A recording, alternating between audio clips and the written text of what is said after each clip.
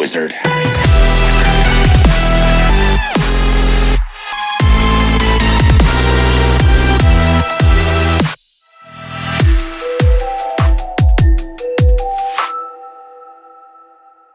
Kiko and Lani Del, kailangan sa simula pa lang, simulan nyo ng tama according to the Word of God.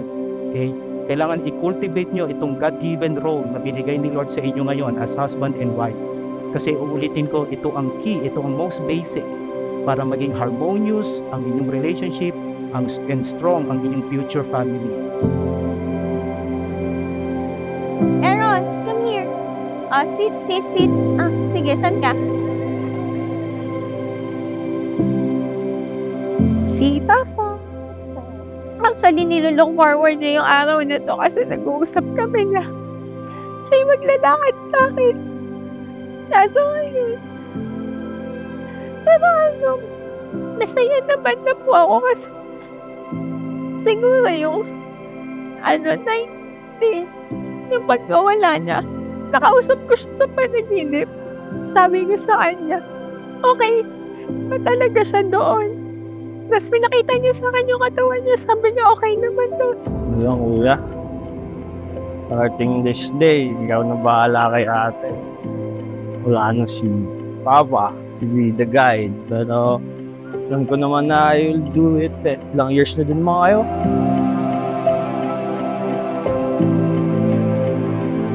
Me, una sa lahat, nagpapasalamat ako kay Lord dahil sa buhay mo at nakilala kita sa loob ng mahigit 13 years na pagsasama. Nagdaan na tayo sa madaming pagsubok at sa tulong ni Lord nalagpasan natin ang mga ito. Sa lahat ng trials na sumubok talaga sa pagsasama natin, masasabi kong ikaw na. Nagpapasalamat ako sa Lord na ikaw ang binigay niya sa akin. Sa almost 13 years na yun, sinubok na talaga tayo ng sobra to the point na hindi natin alam kung paano tayo pabangon. Pero, gracious ang Lord kasi hindi niya tayo pinabayaan.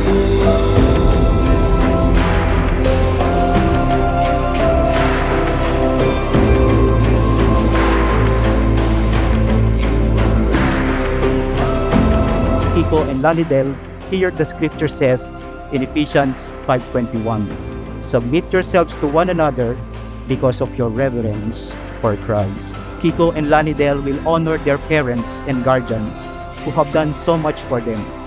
They will express their deep love and appreciation to them for raising them up so well.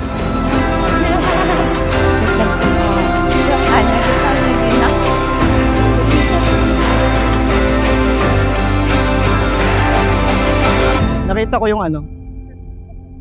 yung naalala ko lang yung pagtitimpla mo ng kape tapos yung pagsasakripisyo para sa amin.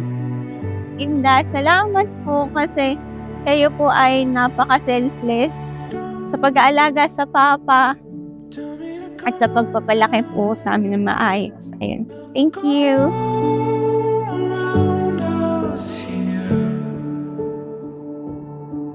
Kiko, magiging madali sa iyo ang paglilid kung si Lani Del ay humbly nagsasubmit sa iyo. And Lani Del, magiging madali sa iyo ang pag-submit kung si Kiko naman ay lovingly nililid ka. That complements each other.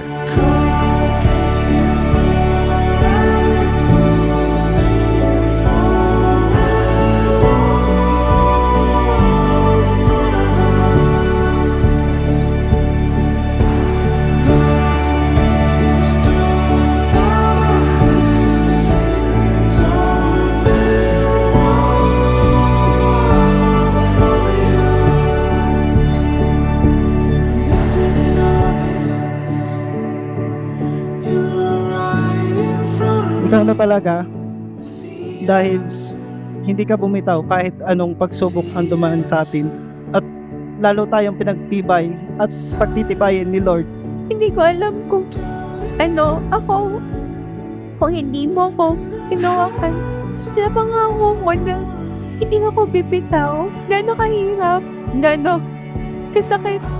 gaano ka-struggle yung tatahakin natin kasi marriage life is not easy. It's a bumpy road.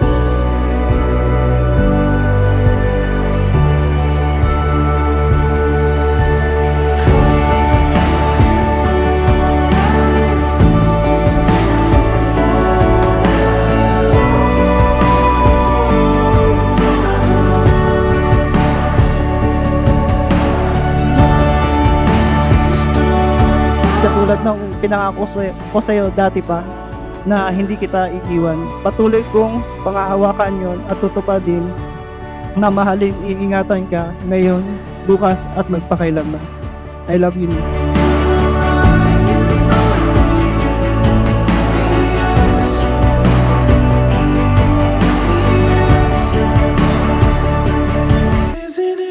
Alam rin kita, pinapangako ko na at my very best, magiging godly wife ako at godly mother sa magiging future natin na kids. Alam rin kita.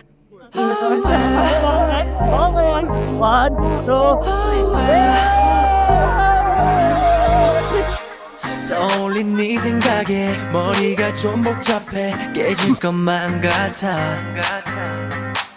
가득한 fantasy 궁금한 mystery 제발 힌트를 줘 사소한 것 Nagkahal na sa 하나까지 널 따라해 실수한 건 아냐 자연스럽게 이 몸에 깊게 빼인 너란 향기에 중독이 돼 버린 거야